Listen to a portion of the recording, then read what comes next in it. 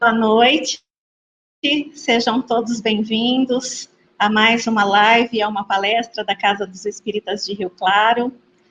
Eu quero dar as boas-vindas também aos nossos amigos frequentadores da casa, que hoje nós temos aqui atividade presencial, então as pessoas estão aqui participando conosco da palestra, então bem-vindos todos, bem-vindos aos internautas.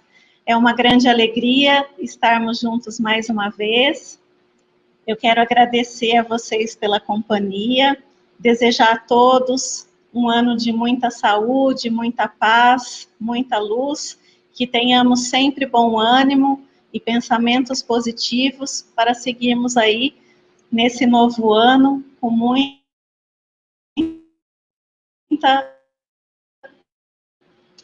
melhoras, vamos torcer que isso aconteça. Dado muito especial, nosso querido amigo Saulo César, vou colocá-lo na tela.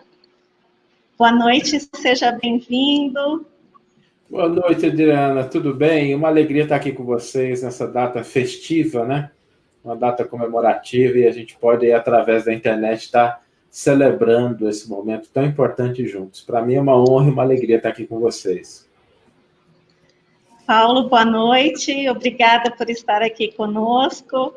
Boa noite, Adriana, boa noite, Saulo. Desde já, nossa gratidão, viu, pelos seus esforços em poder estarmos juntos aqui. Tá? Obrigado mesmo. Eu que agradeço, Paulo. Para mim é uma honra, para mim é uma alegria estar celebrando aqui, nesse mês tão especial, essa data, né? Porque toda vez que uma casa espírita completa aniversário, a gente sabe que é uma flor muito bonita no Jardim do Cristo que está se desenvolvendo. Parabéns pelo trabalho. Né? Obrigado. Obrigada. Parabéns, Adriana. A Adriana agora é a presidente da casa, a partir do dia 1º de janeiro. Então... Ah, é? O Paulo foi até 31 de dezembro e me passou essa missão aí. Então, esperamos fazer o nosso melhor para dar continuidade a esse trabalho. Parabéns. Obrigada. E são 75 anos da nossa Casa dos Espíritas, com muito trabalho, muitas obras feitas, muita divulgação da doutrina e assistência e um crescimento assim maravilhoso, e a gente só tem a agradecer, porque poder fazer parte desse trabalho é uma alegria, e nós é que somos mais contemplados com as bênçãos de Jesus do que qualquer outra pessoa. Então é uma honra e uma gratidão fazer parte desse trabalho. Bom, então vamos apresentar oficialmente o Saulo para vocês. Quem não o conhece, o Saulo César nasceu em Goiás, em Séries, de uma família espírita, e desde cedo esteve em contato com o espiritismo. Quando jovem, participou da coordenação e da fundação de grupos de jovens e mocidades espíritas. Ele foi vice-presidente e membro do Conselho Consultivo da Federação Espírita do Distrito Federal. Atuou na formação e na coordenação de grupos de estudo de mediunidade, de estudo do Evangelho e grupos mediúnicos. Ele é coordenador do projeto Evangelho por Emmanuel e publicado pela Federação Espírita Brasileira. Saulo, uma gratidão tê-lo conosco. E, Paulo, você poderia fazer a prece para nós, por favor? Vamos lá. Vamos todos elevarmos os nossos pensamentos, buscando essa espiritualidade superior, buscando o Dr. Bezerra de Menezes, que é o patrono espiritual da casa, o mentor desta nossa casa, pedindo a Deus, pedindo a Jesus que nos ampare a todos, que nos fortaleça no entendimento da razão da vida, dos esforços que devemos fazer para o nosso próprio aperfeiçoamento, para o nosso progresso, a fim de que nós tenhamos amanhã uma sociedade mais fraterna, mais amiga, mais irmã, que possamos trocar sentimentos e que esses sentimentos sejam sempre do amor, da tolerância, da compreensão. Enfim, Senhor, derrama sobre nós as tuas bênçãos e permita que busquemos receber estas bênçãos através dos esforços que façamos no nosso dia a dia, buscando vivenciar os ensinamentos que o Cristo nos deixou e que a doutrina espírita veio relembrar e renovar, acrescentando através da ciência, da filosofia, novos caminhos para que pudéssemos entender e compreender todo o significado daquilo que Jesus nos trouxe, que, resumindo, são as leis de Deus. Que estes sentimentos de fraternidade, de amor, de paz, sejam levados a todos os lares desses irmãos que estão nos ouvindo ou que vão nos ouvir.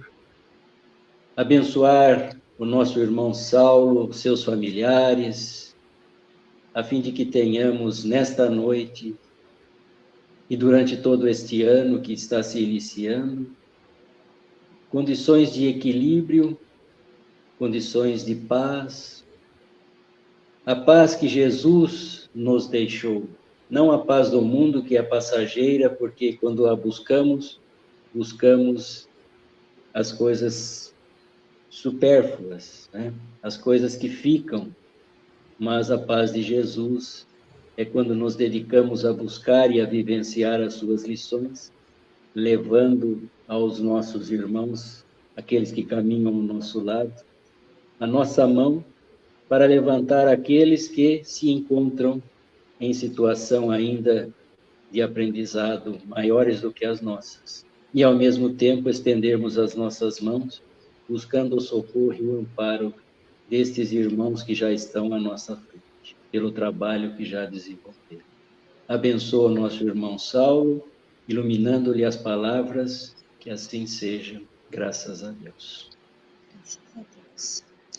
Vamos deixar agora a palavra com o Saulo, e a vocês que tiverem perguntas ou comentários, podem enviar no chat durante a palestra, que no final nós vamos trazer as perguntas, e o Saulo, na medida do possível, responderá. Saulo, fica aí com você a palavra, que Jesus te ilumine. Obrigado, Adriana, obrigado, Paulo. Eu gostaria de, primeiro, agradecer novamente e relembrar a importância desse momento, quando a gente celebra 75 anos do Centro Espírita Casa dos Espíritas, 75 anos de uma instituição dedicada a levar à luz, esclarecimento, amparo, auxílio às pessoas. E quando uma casa chega nessa idade, significa que muitas mãos, muitos corações passaram por ali. A gente vê que bonito, né? A transição, o Paulo, a Adriana, porque trabalhar na seara do Cristo significa isso, a gente entender que é preciso cooperar, que é preciso servir, que é preciso auxiliar, e a gente faz isso muito melhor se a gente estiver dando as mãos uns aos outros. Então, parabéns novamente pelo aniversário da casa, que possa ser esse o começo de mais 75 anos de trabalho, de luz, de divulgação do Evangelho e da doutrina. O tema para a noite de hoje é um tema da mais alta importância, porque fala da paz, esse sentimento que todos nós buscamos, esse estado, e hoje a gente vai refletir um pouquinho sobre o que é que significa essa conquista da paz no âmbito individual e no âmbito da sociedade. A gente sempre gosta de deixar um momento no final para que a gente possa conversar, então, aproveitando a internet aí, se alguém estiver vendo, surgiu alguma pergunta no meio da palestra, não precisa nem preocupar em pegar papel e caneta, pode deixar aí nos comentários mesmo, que no final a gente vai conversar, porque eu gostaria de conduzir esse momento festivo, esse momento de alegria, de uma maneira muito fraterna, que a gente, embora não esteja fisicamente, que a gente se sinta reunidos assim, numa sala, numa um ambiente festivo, tendo o Evangelho e o Cristo como centro das nossas reflexões, e que a gente possa conversar também sobre a temática, endereçar alguma questão mais específica que possa surgir. Vamos falar um pouquinho, então, do desafio que é a paz na atualidade. Talvez o ano de 2020 tenha sido um ano que colocou em prova, em xeque, essa paz, tanto do ponto de vista social, quanto do ponto de vista individual das famílias, porque surgiram muitas situações de conflitos, surgiram muitas ansiedades, surgiram muitas incertezas, muitas inseguranças, muitas perdas. A gente não pode esquecer que nós tivemos e temos ainda perdas, vidas humanas não são contabilizáveis, né? Não é uma coisa que é só um número. Uma vida humana, quando se perde, é sempre, para cada pessoa que está em volta, que tem contato com ela, é um problema muito grande, mesmo quando a gente acredita na sobrevivência da alma, e a gente não pode deixar de sentir essas perdas. E dentro dos ambientes de convivência, ocorreram muitas alterações de prioridades, da forma como a gente interagia, e isso levou muitas vezes a situações de conflitos grandes, situações de difícil diálogo, possibilidades, às vezes, de confrontos dentro do próprio lar, porque as pessoas foram forçadas a alterar o seu padrão de prioridades, aquilo que a gente colocava em primeiro lugar, passou a ocupar um segundo, um terceiro, um quinto lugar, e às vezes aquilo que a gente nem prestava muita atenção passou a ocupar a prioridade da nossa vida. E todos esses desafios que surgiram nesse ano que terminou, ele levou a gente a refletir sobre essa situação de paz, a necessidade da paz. E muitas pessoas, talvez equivocadamente, começam a pensar na paz, confrontando com essas situações, e começam a pensar que a paz ela é mais difícil, que ela se tornou mais desafiadora, que está mais difícil a gente alcançar a paz, porque a gente pensa que a paz ela é o resultado de coisas que estão fora de nós. E a realidade não é bem essa. Na verdade, a paz ela possui um componente fundamental que não diz respeito às situações nas quais nós estamos inseridos. E a gente vai refletir um pouquinho sobre isso durante a palestra. Quando a gente pensa no que significa a paz, nós temos alguns equívocos.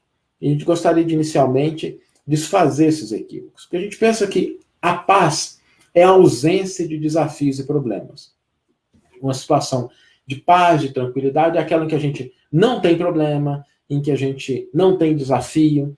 E a verdade é que a paz ela não deriva dessa situação. Porque às vezes a gente está em situações que não oferecem desafios, que não oferecem problemas externos, mas a gente está profundamente angustiado, a gente sente muitas dores internas.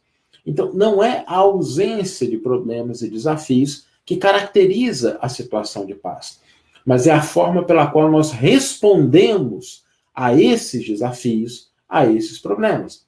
Porque quando a gente pensa, às vezes, na situação de paz, a gente pensa, não, estou tranquilo, a gente está lá em nosso lar, naquele Parque das Águas ali, e está tudo bem. Não que isso não seja importante. É importante que a gente tenha esses momentos de reflexão, de refazimento das nossas energias, mas a gente não pode traduzir a nossa vida a isso. Porque é da lei natural que tudo o que se entrega à ociosidade ou à falta de ação deteriora. Todas as vezes que nós temos qualquer coisa que a gente pegar e que fique sem movimento, sem utilidade, sem ação, vai deteriorar. Se a gente pegar um objeto em casa e a gente esquecer de cuidar dele, de limpá-lo, de adequadamente colocar o óleo, dar um emprego útil, esse objeto, seja qual for, ele vai se deteriorando. Por isso, não é a ociosidade, não é a ausência de ação, não é a ausência de problemas e desafios que caracterizam o estado de paz. Quando a gente pensa no estado que nós buscamos de paz, a gente precisa desenvolver uma visão mais abrangente do que significa isso, para que a gente possa lidar com as situações individuais do cotidiano de uma maneira pacífica. E essa maneira pacífica ela é tão importante que ela fez parte das bem-aventuranças que Jesus nos trouxe. Dos discursos de Jesus, o mais conhecido e sobre o qual mais se escreveu foi o Sermão do Monte, que é um discurso grande, registrado principalmente em Mateus, e o coração do Sermão do Monte são as bem-aventuranças, e ali Jesus estabelece uma bem-aventurança aos pacificadores. E ele estabelece que os pacificadores serão chamados de filhos de Deus. Dentro daquela cultura judaica, ser chamado de filho pressupõe algo importante, porque não é simplesmente a gente pensar, Deus é pai, mas o filho, ele herda as características do pai. Ele herda os elementos do pai.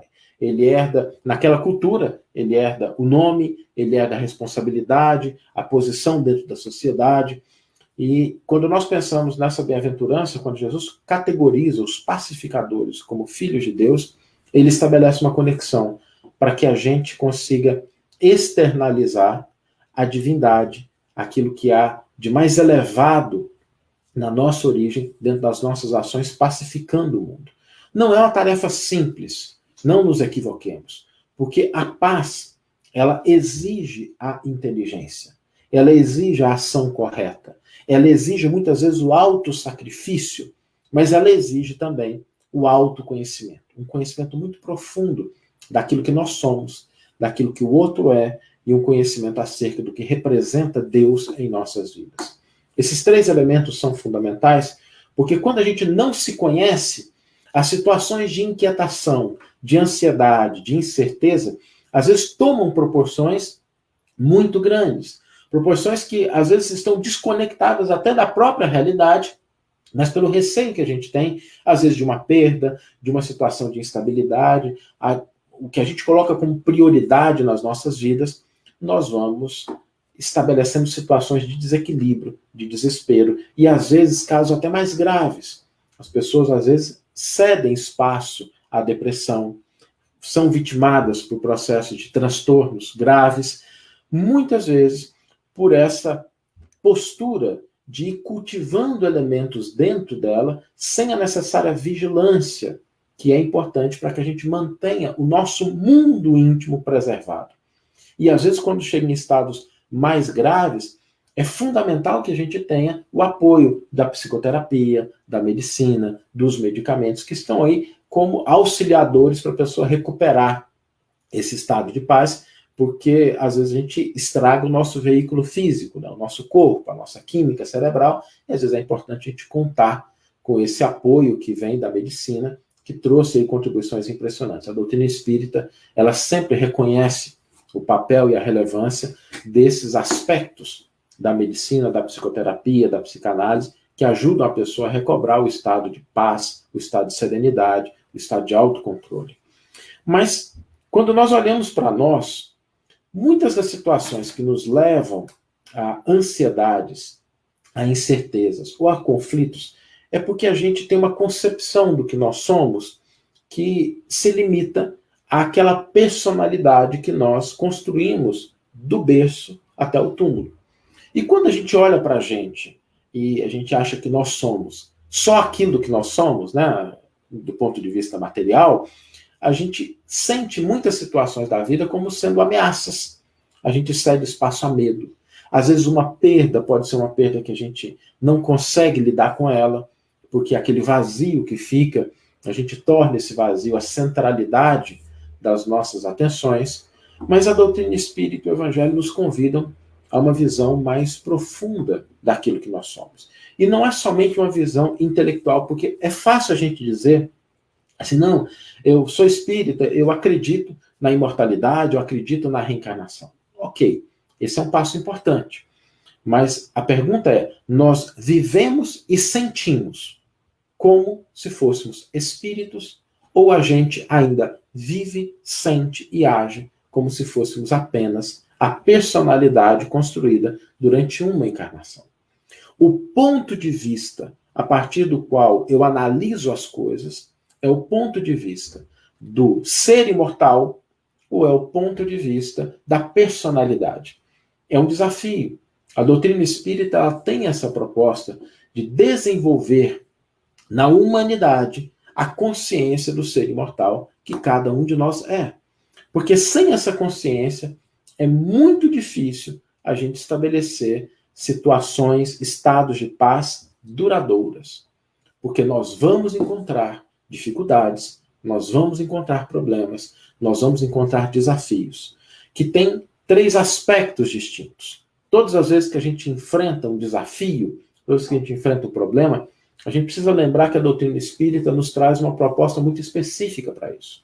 Ela nos convida a olhar todos os desafios, todos os problemas que a gente enfrenta na vida a partir de 3 perspectivas. Uma delas a gente está cansado de saber, que é a expiação. Aquele momento em que a gente é levado ao reajustamento perante a própria consciência dos nossos equívocos do passado. A gente, às vezes, como espírita, até abusa um pouquinho disso, porque a gente fala assim, não, olha, eu estou sofrendo, mas é porque na outra encarnação eu fiz isso, e agora eu estou expiando. Eu vejo, às vezes, até casais que dizem assim, não, esse aqui é o meu karma da outra vida, e às vezes não foi da outra, né? Foi só uma escolha infeliz nessa vida, foi a falta de zelo, de cuidado, que levou a situações de conflito, de falta de paz dentro do ambiente doméstico, e dessa forma a pessoa começa a colocar nessa expiação a razão de muitas coisas, e não que não esteja presente, mas a realidade é que a expiação não constitui a totalidade da causa das nossas experiências. E na atualidade, não tenhamos nenhuma dúvida, o maior conjunto de problemas e desafios não está relacionado às nossas expiações, está relacionado às nossas provas, que é o segundo elemento. E a prova, ela tem uma finalidade. Ela tem a finalidade de avaliar, de testar, de aferir se as nossas conquistas espirituais são conquistas legítimas ou se são simplesmente resultado do contexto. Porque às vezes a gente até consegue manter a paz, se tudo estiver em paz, fora de nós. Mas a paz, de fato, ela existe quando a gente, diante de uma situação de conflito, a gente consegue não perder aquele estado de paz íntima que nos possibilita agir de uma maneira mais adequada. É quando a gente está, por exemplo, numa roda de conversa, ou a gente está num aeroporto, num local, e acontece um problema, e aí alguém começa com aquela chama do conflito, e o conflito vai se alastrando pelas outras pessoas, mas a gente consegue manter uma postura pacífica. Isso só é possível se a gente tiver essa consciência do que nós somos, para que a gente possa entender que tudo na nossa vida se encaixa ou dentro da expiação, ou dentro da prova, ou então dentro do terceiro elemento, que são as nossas missões. Quando a gente pensa em missões, normalmente a gente lembra assim, de um Chico Xavier, de uma Madre Teresa, de um Gandhi, São Francisco de Assis, de Valdo Pereira Franco, e são, sem dúvida, grandes missionários. Mas todos nós temos as nossas missõezinhas. E muitas das situações que nós encontramos de problemas em nossa vida decorrem exatamente da gente esquecer essas missões. E aí o conflito surge. Às vezes a gente esquece aquilo que é prioridade na nossa vida, sobre o qual a gente deve dedicar tempo, esforço, a nossa presença, e aí surgem as situações de inquietações. Às vezes dentro da nossa própria família, quando a gente esquece da responsabilidade, por exemplo, da educação, do cuidado, da presença que os nossos filhos exigem, porque por melhores que sejam professores, por melhores que sejam as escolas, por melhores que sejam amigos, parentes, nada substitui a responsabilidade daqueles que tiveram a tarefa e a missão de educar um espírito reencarnante. E quando a gente ouvida isso, quando a gente esquece, é natural que as situações problemáticas surjam, afastando às vezes a nossa paz, como sendo um alerta para que nós ajustemos a nossa prioridade em relação às experiências da vida. Então existem também as nossas missõezinhas, que quando a gente esquece, quando a gente não lida com elas, é natural que as nossas situações de paz fiquem abaladas do ponto de vista externo. Por isso, entender o que nós somos é fundamental para que a gente possa desenvolver aquilo que Allan Kardec, no Evangelho segundo o Espiritismo, estabelece como sendo o ponto de vista. O ponto de vista do ser imortal é um ponto de vista a partir do qual ele analisa essas experiências. Então, se ele está diante de uma situação que seja uma situação de expiação, ele não se perturba, porque ele sabe que aquilo para ele é importante, porque é uma maneira de aprender, de saldar um débito. E quem não fica feliz quando tem recursos suficientes para quitar as próprias dívidas? Quando ele encontra uma situação de prova, ele se sente, naquela situação, fortalecido, porque ele sabe que a situação de prova não está ali para prejudicá-lo, mas para aferir valores através dos quais ele vai acessar novos níveis de aprendizado e crescimento. É como a prova na escola.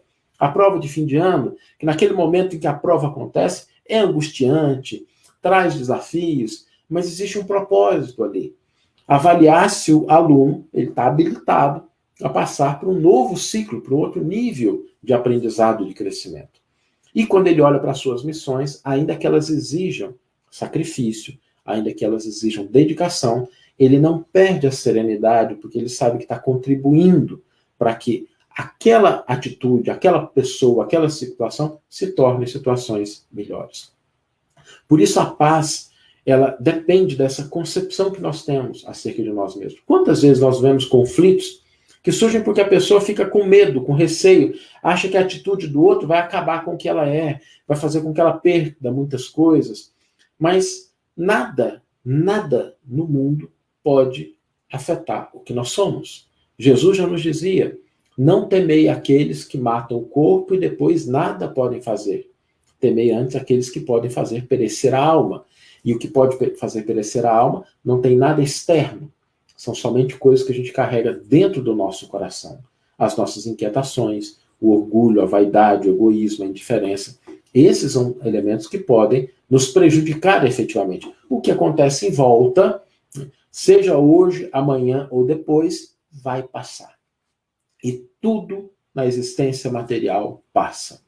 Não tenhamos dúvida, uma existência humana, 50, 60, 70, 80, 90, 100 anos, é um período muito curto na grande experiência do espírito imortal que não tem fim. Desenvolver esse olhar sobre nós significa estabelecer uma fortaleza muito grande para que as situações externas, elas não afetem, não abalem a nossa paz. Mas existe um segundo elemento importante. O conhecimento sobre nós, ele é um dos pilares para a paz. Mas é preciso que a gente também tenha um conhecimento do que o outro é. Para que a gente possa olhar pessoas a partir de uma ótica, de um olhar mais profundo. E esse olhar nos foi ensinado pelo Cristo. A maneira pela qual Jesus enxergava as pessoas à sua volta é um exemplo para que nós possamos garantir a nossa paz. Porque Jesus não enxergava aquilo que as pessoas eram. Ele enxergava o que há de imortal em cada uma. Ele enxergava o que as pessoas seriam e não o que elas apresentavam naquele momento. Naquele célebre encontro do senador Públio Lentulus com o Cristo, nas margens de Cafarnaum, nós temos ali uma fala de Jesus muito conhecida, mas que merece ser lembrada, quando o Cristo, olhando aquele homem que detinha a autoridade humana, que detinha o poder temporal, olha para ele e lhe diz: senador, está no teu querer seguir-me agora ou daqui a milênios.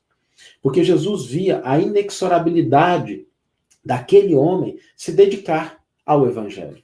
Enquanto os olhos humanos enxergavam o senador orgulhoso, prepotente, Jesus já enxergava o Emmanuel. Esse olhar mais profundo nos trará muitas situações de paz e vai nos livrar de muitas situações de conflito. Porque às vezes a gente rotula as pessoas com aquilo que elas são naquele momento e a gente deixa de olhar o que há de imortal, o que há de filho de Deus naqueles que estão à nossa volta. E às vezes a gente se angustia, a gente cede espaço ao ódio, cede espaço ao conflito, ao rancor, à amargura. Mas se a gente começar a olhar o outro a partir dessa ótica, como irmão, como espírito imortal, que chegará também um dia à perfeição passível dos espíritos, nós começamos a desenvolver outro tipo de sentimento. E muitas vezes a gente enxergará possibilidades de ações diferentes daquelas que nós temos se a gente só enxerga a personalidade material. Porque todos nós seremos espíritos puros um dia. Ah, Saulo, mas até aquele deputado, até aquela pessoa, gente. Todos nós seremos espíritos puros. A diferença é que, quando nós estamos interagindo uns com os outros, nós precisamos pensar no seguinte: com que parte do outro que eu estou interagindo? Qual o aspecto do outro que eu estou dialogando com ele? Eu estou dialogando, eu estou interagindo com aquilo que há de material, temporário, e que o tempo vai se incumbir de ajustar, de recuperar, de corrigir, ou eu estou lidando com aquilo que há de imortal na outra pessoa. Quando aquela pessoa for um espírito puro, como é que ele vai se lembrar da minha atitude para com ele? É uma atitude que contribuiu, é uma atitude que auxiliou, ou uma atitude que simplesmente prejudicou? Eu me lembro que eu morei muito tempo em Brasília, e Brasília tem um céu muito bonito. Brasília é conhecida, né? Na época do Orkut, né? Eu sou da época do finado Orkut também, tinha até as comunidades, né? Eu amo o céu de Brasília, dada a altitude, o pôr do sol em Brasília é alguma coisa deslumbrante. E eu me lembro uma vez que eu estava passando pela esplanada dos ministérios, e um pôr do sol, assim, espetacular. As pessoas estavam parando o carro para poder tirar foto do pôr do sol. E eu fiquei imaginando, né, que aquela beleza que se formava no céu, possivelmente seria o resultado das boas vibrações, das orações que os brasileiros emitem para as pessoas que trabalham naquele local. Né? Que a gente se lembra com muito carinho das pessoas que trabalham lá. E eu fico pensando, se uma pessoa que tem temporariamente a responsabilidade, o poder nas mãos, tem que tomar uma decisão, se haverá suficiente energia, vibração, às vezes uma oração, para que aquela pessoa, no momento que tem que tomar uma decisão, ela se sinta amparada, iluminada, para tomar uma decisão correta. Será que os brasileiros conseguem estabelecer esse padrão de paz? Porque nós podemos contribuir com o outro de diversas formas, inclusive com a oração, inclusive com as boas vibrações.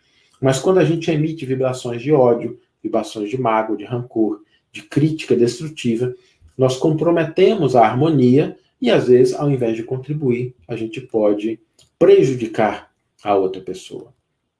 Por isso, quando nós olhamos para o nosso entendimento acerca do que é o outro, isso é um fator fundamental para que a gente possa estabelecer a paz dentro de nós e nas nossas relações. Mas há um outro elemento também, o elemento da nossa compreensão sobre o que é Deus. Pensar sobre Deus é fundamental para o nosso estado de paz. Não é à toa que a primeira pergunta do Livro dos Espíritos é endereçada exatamente sobre esse assunto. Kardec indaga o que é Deus. E a resposta ela é muito bonita, facílima de ser decorada, boa de usar em palestra, porque nos diz assim: Deus é a inteligência suprema, causa primeira de todas as coisas. O entendimento dessa resposta, de um ponto de vista intelectual, pode ser aparentemente simples, mas o grande desafio está em colocá-la em prática no nosso cotidiano. E a paz deriva necessariamente desse entendimento do que é Deus. Aliás, Allan Kardec recomendava que nós fizéssemos um exercício cotidiano de pensar nos atributos da divindade para que a gente possa avaliar se os nossos juízos, se os nossos julgamentos, se as nossas percepções estão coerentes com aquilo que representa a divindade. Porque muitas vezes a gente olha para uma situação e a gente fala assim: ah, mas Deus não podia deixar isso acontecer. Gente, podia, porque se Deus disser não, a situação não acontece. Não existem poderes humanos que se sobreponham ao poder da divindade. Quando Deus diz não, é um baita não. Não há ninguém no mundo que possa se contrapor a uma decisão. Então, se algo acontece, ainda que com propósitos que não estejam acessíveis aos nossos olhos, aquilo deriva da permissão de Deus. Aí a gente olha assim: ah, não, mas se Deus tudo pode, então isso aqui ele não está vendo. O que é impossível. Porque Deus é onisciente e onipresente. Ele está presente em todas as situações. Então a gente fala assim: ah, mas então isso não é justo. O que também não é coerente. Porque Deus é soberanamente bom e justo. Resta-nos entender pessoas e situações por uma ótica mais profunda que a doutrina espírita nos convida a ter, para que a gente não analise as situações a partir de uma perspectiva meramente material. Quando nós começamos a pensar na divindade sobre esse aspecto, nós começamos a perceber que as ações, que o tempo de Deus não é o nosso. Quantas vezes nós não nos desesperamos, nós não nos angustiamos, porque a gente olha para uma determinada pessoa, para uma determinada situação, e a gente fala assim: mas isso tinha que mudar, isso tinha que alterar. Porque a gente acha que o plano divino tem que respeitar o limite da nossa vida material. E não nos enganemos. Enquanto os nossos cronogramas, eles são estabelecidos com base em dias, semanas, meses, anos, o cronograma da divindade é estabelecido em reencarnações. A unidade básica do cronograma divino é de reencarnação. Às vezes, aquilo que a gente acha que é um problema, do ponto de vista da espiritualidade, está tudo certo. Às vezes a gente olha para a pessoa e fala assim, mas fulano é um zero à esquerda, não faz nada que presta. E nos angustiamos com isso. E a espiritualidade lá de cima celebrando, assim, graças a Deus. Deixou de fazer bobagem e já empatou o jogo. Não está fazendo nada de ruim, não está fazendo nada de bom, mas pelo menos já parou de fazer as coisas ruins. Agora, na próxima encarnação, a gente começa a ter trabalho, ter desafios, ter missões aí, para que essa pessoa possa prosseguir. Essa compreensão desse processo de crescimento, de que cada um tem o seu tempo, de que cada um tem o seu estágio, nos traz uma compreensão mais profunda das nossas relações e uma maneira mais pacífica de interagir. Eu me lembro de um caso que aconteceu comigo, eu já relatei várias vezes, mas merece ser lembrado. Eu estava no Distrito Federal, no atendimento fraterno, e uma jovem me procurou para conversar, e ela estava muito transtornada com a relação dela com a mãe. Ela dizia assim, Saulo, eu não suporto a minha mãe. Minha mãe é muito chata. Minha mãe fala mal de todo mundo, critica. Eu chego em casa cansada do trabalho, aquele rosário de reclamações, de lamentações. Minha mãe é muito chata, eu não aguento mais, eu vou sair de casa. E a espiritualidade nos dizendo em silêncio assim, olha que interessante, Saulo. A mãe dela, há 300, 400 anos, fez parte da Inquisição Espanhola. Ela foi responsável pela morte de muitas pessoas, condenou muitas pessoas à forca, à fogueira, destruiu famílias. Era uma assassina. Hoje só é chata. Olha que progresso extraordinário. De assassino a chato, olha, tá? É um salto. Agora, e a filha? O que a filha tem feito? Porque às vezes a gente olha para as pessoas e acha que elas deveriam se comportar de uma determinada maneira, esquecendo de que muitas vezes aquilo não está no nível da pessoa. E não tem nada de errado com isso. Nós precisamos colaborar, cooperar com o que nos for possível, entendendo que nada no universo acontece sem a permissão de Deus.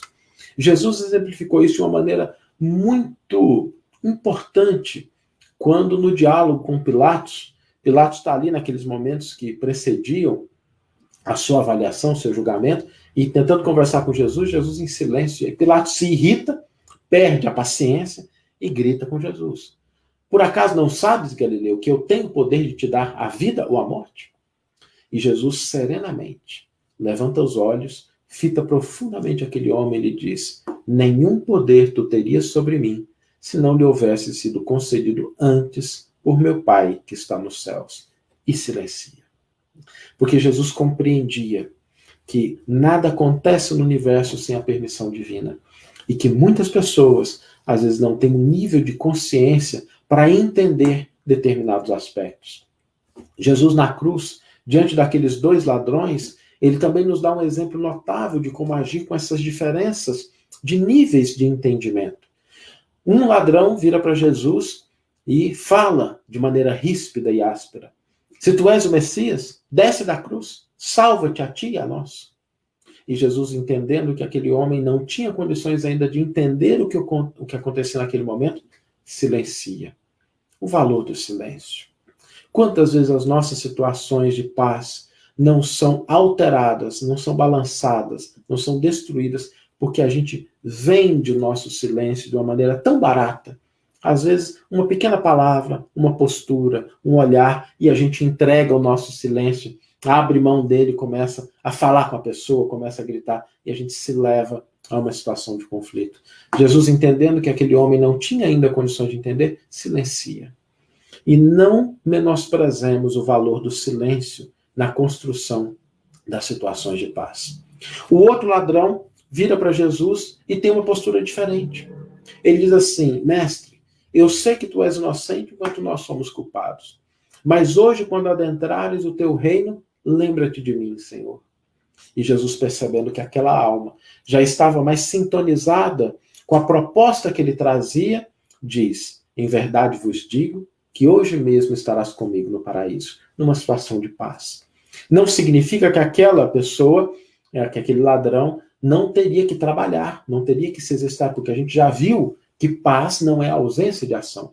Mas a disposição íntima dele já era uma disposição diferente. A conquista da paz, ela pressupõe que a gente entenda o que nós somos, que a gente entenda o que o outro é e que a gente entenda a presença de Deus em nossas vidas. Que nós busquemos cotidianamente o autoaperfeiçoamento, o crescimento.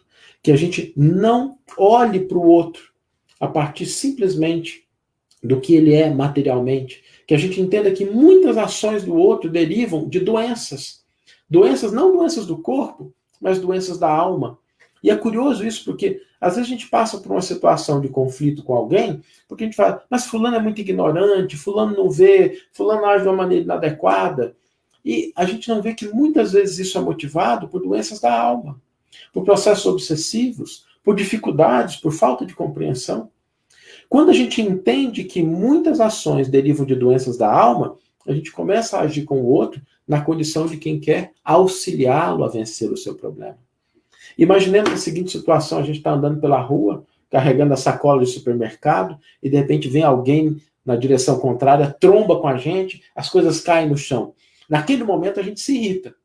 Aí a gente começa a recolher as coisas, quando a gente volta para contemplar o responsável pelo acidente, a gente vê que a pessoa é uma pessoa cega, que está ali tentando se levantar com a bengala. O que isso muda na gente?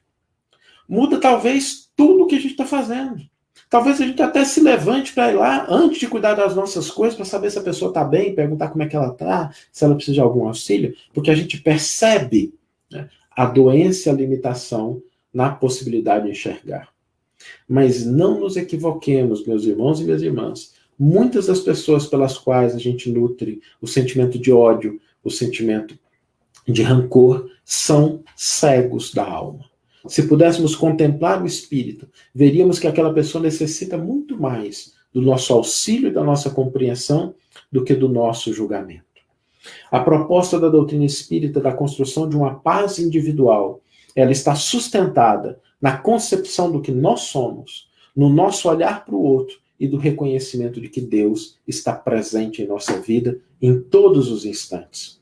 Ser pacificador no mundo hoje é uma das tarefas mais importantes, porque nós temos avanços notáveis no campo da ciência, da política, no campo da medicina, muitas coisas acontecendo que são maravilhosas, da engenharia, da tecnologia, mas nós precisamos de pessoas que se predisponham a ser filhos de Deus, a serem pacificadores. E o pacificador, ele começa pacificando o seu íntimo, que tem por base o entendimento do que ele é, do amor como ferramenta, da compreensão como atitude, da caridade como postura. Não é uma tarefa simples e muitas vezes nós vamos encontrar situações desafiadoras. Mas foi Jesus que nos legou uma das mais poderosas ferramentas para a nossa paz. Para a nossa paz íntima e para a nossa paz social. Para a paz que nós trazemos dentro do nosso coração e para a paz que nós podemos ofertar ao mundo, que foi o poder da oração.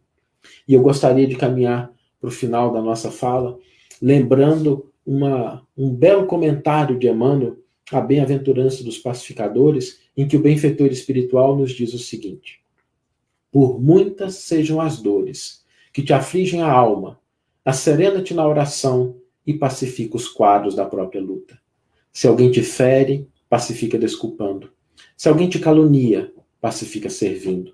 Se alguém te menospreza, pacifica desculpando. Se alguém te irrita, pacifica silenciando.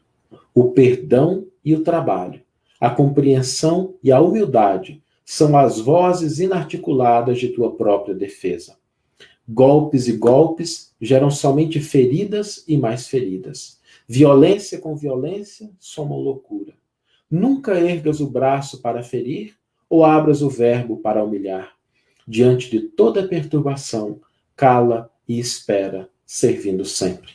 Entendendo que o tempo sazona o fruto verde, altera a feição do charco, amolece o rochedo e cobre o ramo fanado de novas flores. Censura é clima de fel, azedume é princípio de maldição. Onde estiveres, pacifica. Seja qual for a ofensa, pacifica. E perceberás por fim que a paz no mundo é dom de Deus, começando de ti. Que Jesus nos abençoe, que a gente esteja em paz, que a gente possa compreender o nosso papel na construção de uma paz interna que se externaliza para o ambiente em que nós estamos, entendendo que a paz é uma ação construtiva, é uma ação pacificadora no mundo. E agora a gente tem alguns minutinhos. Se alguém tiver alguma questão, alguma observação, a gente fica aqui à disposição para conversar um pouquinho mais. Saulo, muito obrigada, em primeiro lugar, por essa lição aí tão grande, que é importante para nós refletirmos, e só podemos agradecer aí por todas essas lições, por todos esses ensinamentos.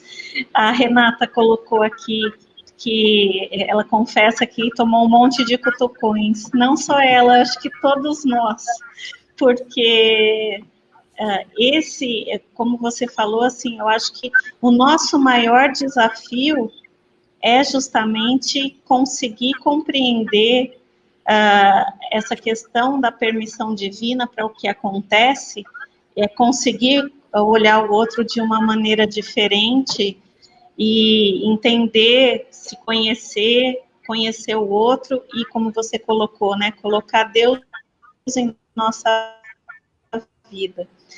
E eu acho que uma das coisas que a Thalita fala que a gente tomou mesmo cutucões. Eu acho que uma das coisas que a gente poderia, assim, gostaria que você comentasse, com relação às perdas, principalmente nesse momento de pandemia, as perdas não só na pandemia, mas na nossa vida, muitas perdas, às vezes, que as pessoas consideram como prematuras, e aí vem o rancor, a dificuldade da aceitação. Então, como exercitar isso, como trabalhar isso para trazer essa paz de volta para as pessoas que perderam e que balançam nessa questão da fé? Olha, Adriana, esse tema é muito interessante. E quando a pessoa falou de cutucões, gente, assim, acho que a gente sente cutucão sempre, né? Quando a gente vai estudando o evangelho, isso é natural. E quando a gente sente cutucão, isso é bom.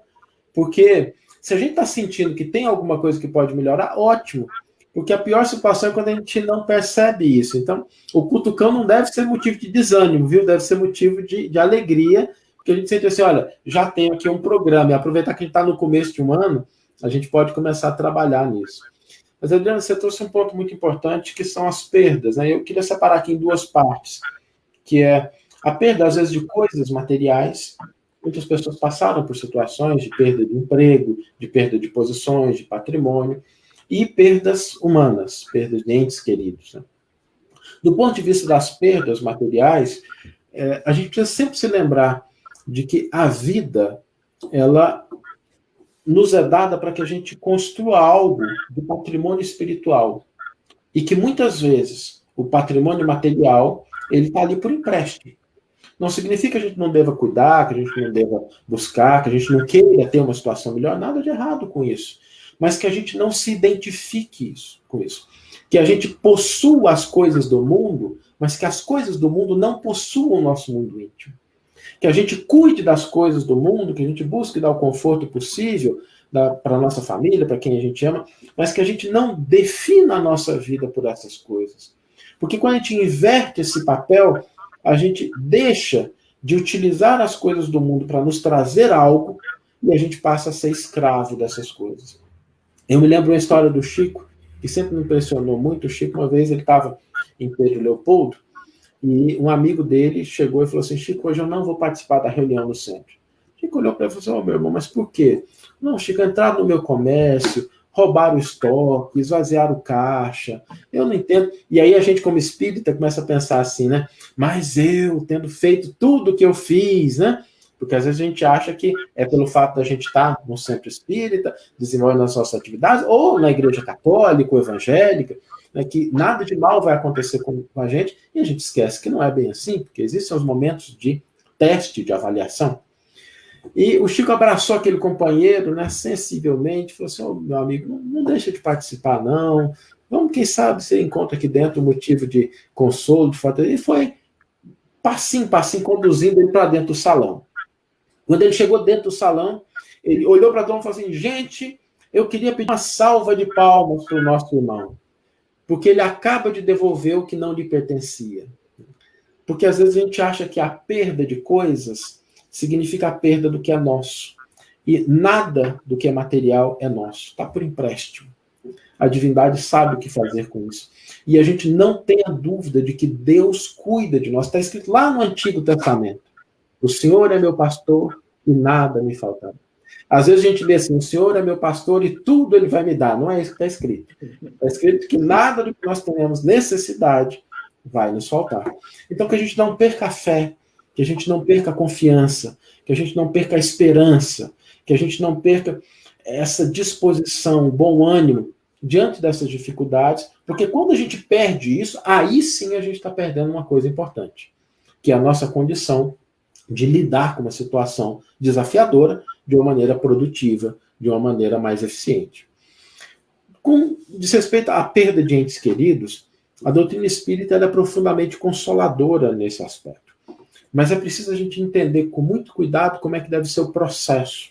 Eu me lembro que estava fazendo uma live essa semana e uma pessoa me fez exatamente essa pergunta. Saulo, como é que eu consolo uma mãe que perdeu um filho na situação atual e que está inconsolável com isso? Ela não entende por quê. E a frase foi dura. Ela falou assim, por que tem tanta gente ruim morrendo, tantos ladrões aí vivos, né? E meu filho desencarnou. E muitas vezes esse sentimento, quando a gente olha para essa situação, a gente tenta esclarecer inicialmente. E a gente deve tomar um pouco de cuidado com isso. Porque antes de esclarecer, a gente precisa consolar. E para consolar, a gente precisa se conectar com a dor da pessoa. A gente precisa conectar. A dor, ela é presente. A tristeza, ela está presente. A gente não pode ignorar isso. A gente precisa acolher esse sentimento. E uma vez que a ponte de afeto e de compreensão esteja estabelecida, aí a gente esclarece. E quando a gente vai estabelecer essa ponte de afeto e de compreensão, a gente deve sempre se lembrar que a tristeza, ela é um sentimento muito bonito. Porque só sente a dor de uma perda quem amou. Porque muitas pessoas estão morrendo no mundo hoje. Enquanto a gente está aqui nessa palestra, centenas de pessoas vão desencarnar pelos mais variados motivos.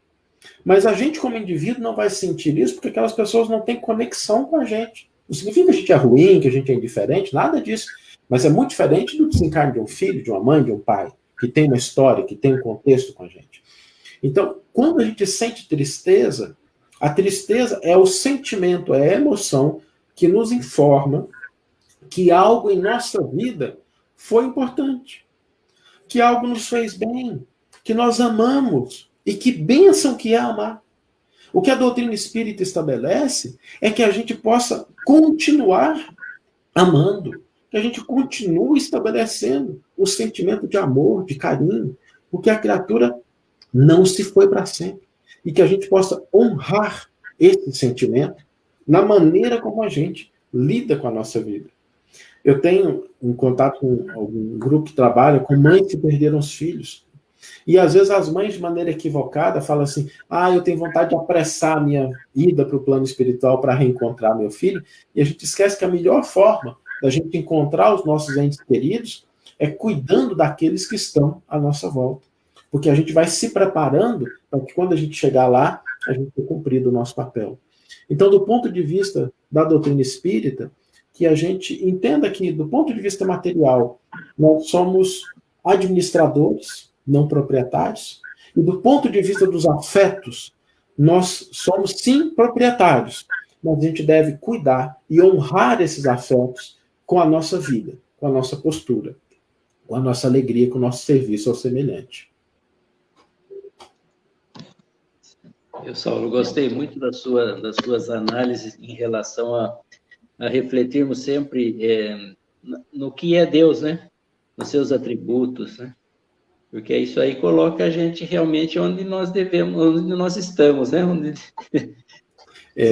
Perante a divindade, né? Nada está acontecendo por acaso, né? Tudo tem um sentido, tudo tem uma lógica. A gente se queixa de uma situação hoje, amanhã a situação já mudou, é diferente, e a gente estava achando que aquilo não ia nunca clarear, né? E a luz surgiu, né?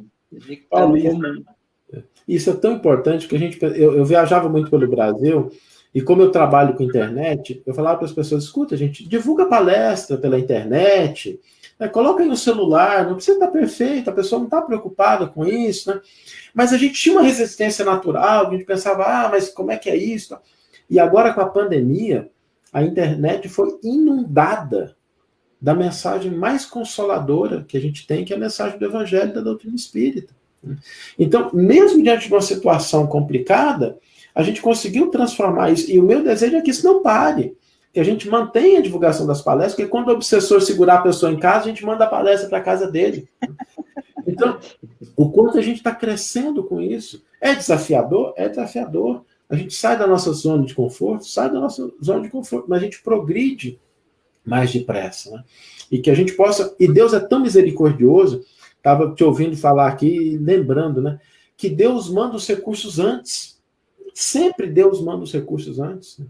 A gente pensa, por exemplo, no surgimento da doutrina espírita, que surgiu no final do século XIX, para preparar a Europa para 2 guerras mundiais que aconteceram naquele continente, na primeira metade do século XX, para crises econômicas, ou seja, o Consolador Prometido, ele chega antes das crises.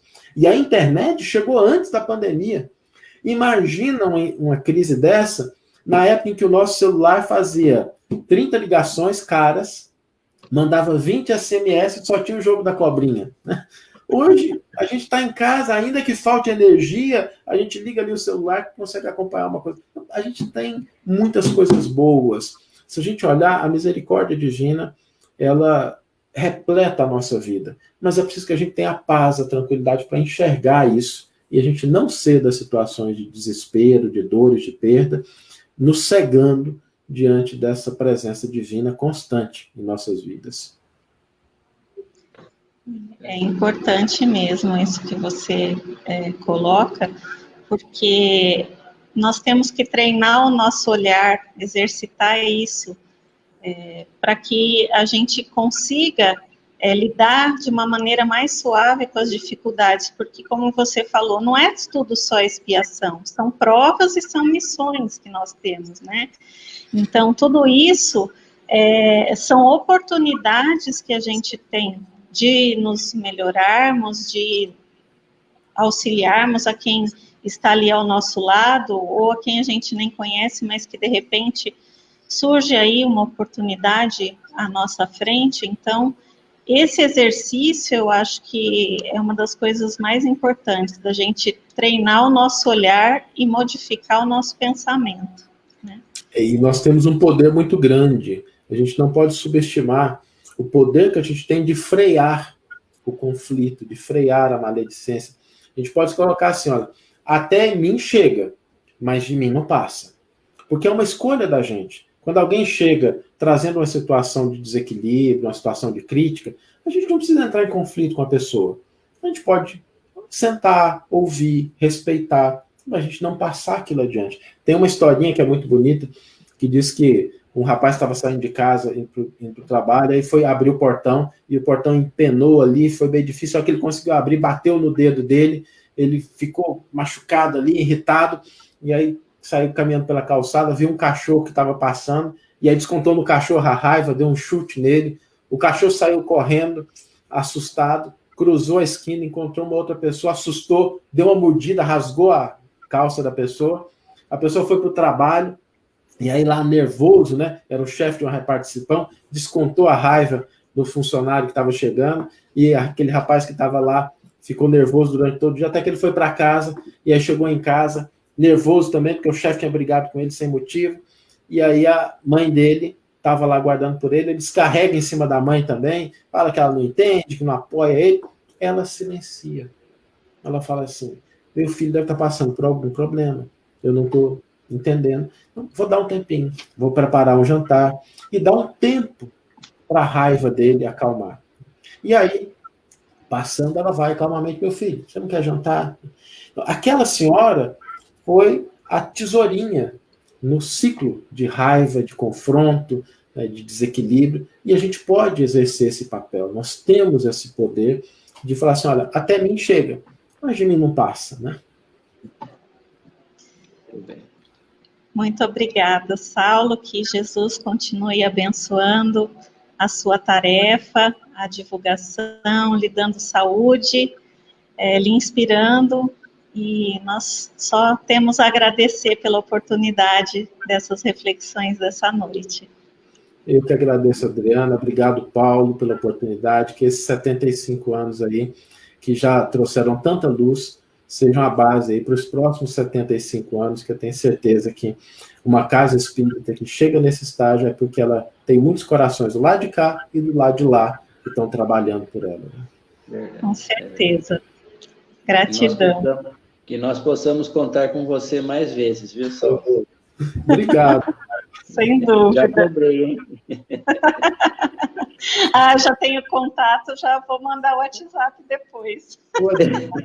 Viu? Eu tenho um carinho muito grande pela região, pela casa, agora que a gente já se sente parte dela, participando da festa, a gente já se sente parte. Mas foi um abraço. Muito obrigada. Uma boa noite a vocês, uma boa noite a todos que nos acompanharam aqui na casa e pela internet. Que tenhamos um ano abençoado de muita paz, de muita saúde. Fiquem com Deus e até a próxima quarta-feira, que nós vamos ter uma live de comemoração aos 75 anos da casa também. Um beijo no coração de cada um, fiquem com Deus. Tchau. Boa noite.